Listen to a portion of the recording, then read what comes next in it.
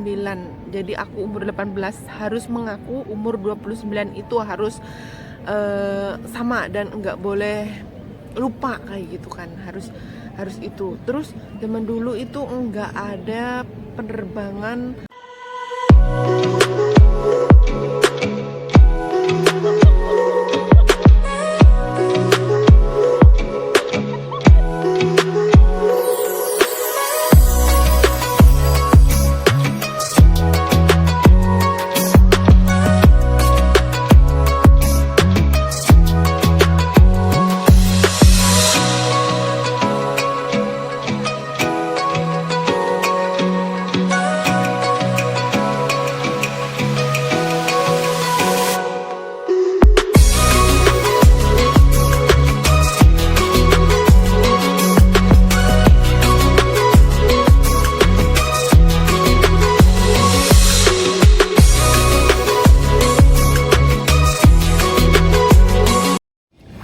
Hi guys, welcome to my channel.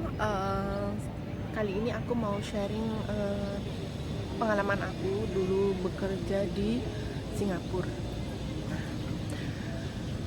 Sebelumnya aku pergi ke Singapura itu aku lulus SMK, terus belum mendapat ijazah aku sudah pergi ke PT dan mendaftar tanpa menggunakan ijazah aku. Jadi aku menggunakan ijazah kakakku.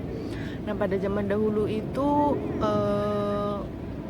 datanya itu kan masih bisa menggunakan data orang lain ya, ibaratnya palsu. Kalau zaman sekarang kan udah nggak bisa menggunakan data orang lain, harus data asli kita sendiri. Terus kalau umur kita juga belum memenuhi syarat, kita kan juga masih bisa dituakan. Kalau masih zaman-zaman dulu atau sekitaran kelahiran 1980-an mungkin ngerti dengan apa yang saya bicarakan. Tapi kalau sekarang kan nggak bisa kalau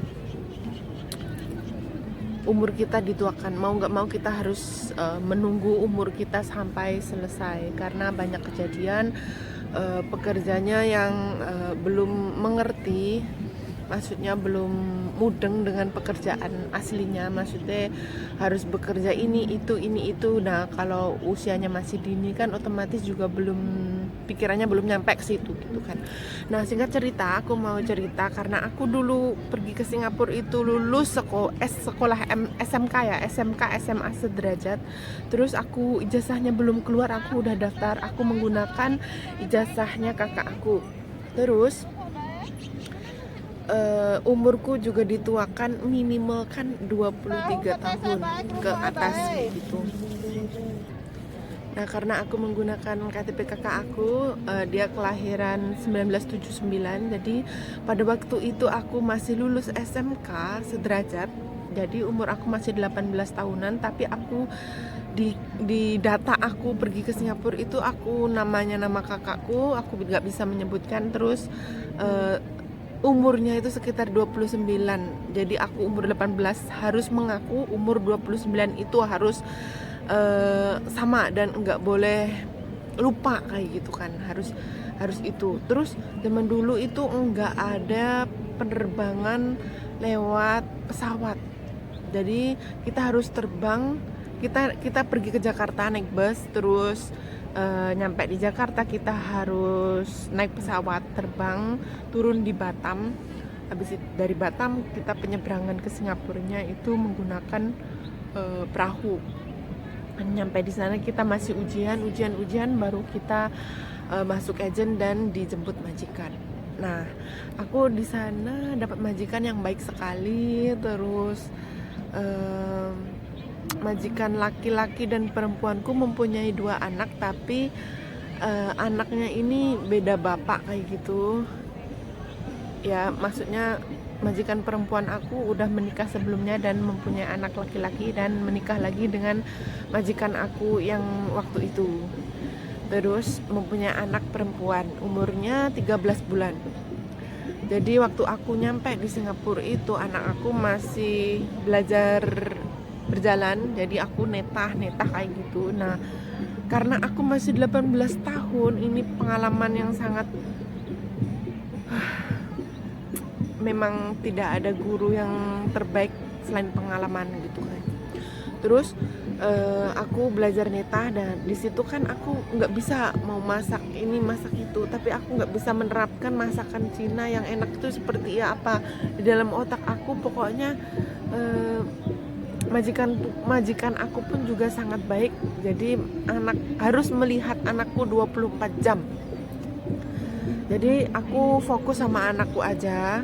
Masalah makan di sana kan juga gampang, mau turun ke bawah juga udah dapat makanan gitu kan. Terus aku di sana jadi nggak fokus untuk masak. Intinya anakku juga masih makan bubur, jadi diajarin majikanku pokoknya nasi dicuci, ditaruh ini, dikasih ikan atau dikasih koji ya, pokoknya semacam herbal kayak gitu. Terus aku pokoknya masak yang seperti itu buat anakku yang kecil. Terus anakku yang laki-laki itu juga gampang, cuman masak nasi sama goreng ikan atau brokoli itu direbus pakai air saja. Nah setelah itu kan setelah pulang sekolah kan, anakku yang laki-laki dia udah sekolah kelas SMP kelas 2. Terus majikanku juga tidak menuntut aku untuk masakin buat dia. Jadi tiap kali majikanku selesai bekerja, kedua-duanya bekerja, setelah pulang kerja aku selalu turun sama anakku 2, kita selalu makan di luar. Itu selama aku bekerja di situ guys. Terus aku kerja di situ, satu kontrak sudah selesai karena kontraknya itu kan 2 tahun. Nah setelah itu kan aku deal mau tambah kontrak lagi. Nah ternyata aku nggak bisa menghabiskan kontrakku yang kedua karena pikiranku, mungkin karena aku masih umur belasan tahun, pikiranku itu masih seperti ingin main-main dan pengen jalan sana, pengen jalan situ kayak gitu. Karena sewaktu aku kerja di Singapura itu nggak ada hari libur sama sekali, jadi aku harus fokus sama anakku aku terus kayak gitu. Nah aku kontrak yang kedua itu aku selesai 1 tahun lebih 2 bulanan, jadi 3 bulanan. Jadi 2 tahun kontrak yang kedua itu pokoknya kurang 9 bulan aku finish kayak gitulah. Jadi 3 tahun lebih. Terus mau nggak mau aku ngomong sama majikan aku nggak mau kerja di sini lagi, dan mereka juga memutuskan oke, nggak apa-apa. Terus aku juga ngaku sama majikan aku, sebenarnya nama aku itu bukan ini, umur aku juga belum itu, maafin aku nggak tahu aku kenapa harus jujur, karena di benak aku nggak tahu kenapa aku harus mengatakan sejujurnya. Terus aku dibolehin pulang, dan aku pulang karena di benak aku waktu itu aku pengen pergi ke Taiwan yang penghasilannya lebih gede. Nah terima kasih yang sudah nyimak pengalaman aku, sedikit kurangnya diambil baiknya saja, karena pada waktu itu alasannya kenapa aku pengen pindah ke Taiwan karena di sana gajinya masih kecil sekali.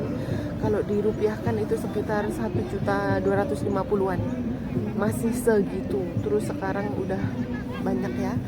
Dan aku akhirnya pergi ke Taiwan, dan majikanku juga mengizinkan. Dan terima kasih sudah menyimak cerita asik. Untuk cerita asik kerja di Taiwan itu seperti apa lagi, nanti ikuti lagi vlog-vlog asik berikutnya, cerita asik bekerja di Taiwan. Terima kasih, assalamualaikum, bye.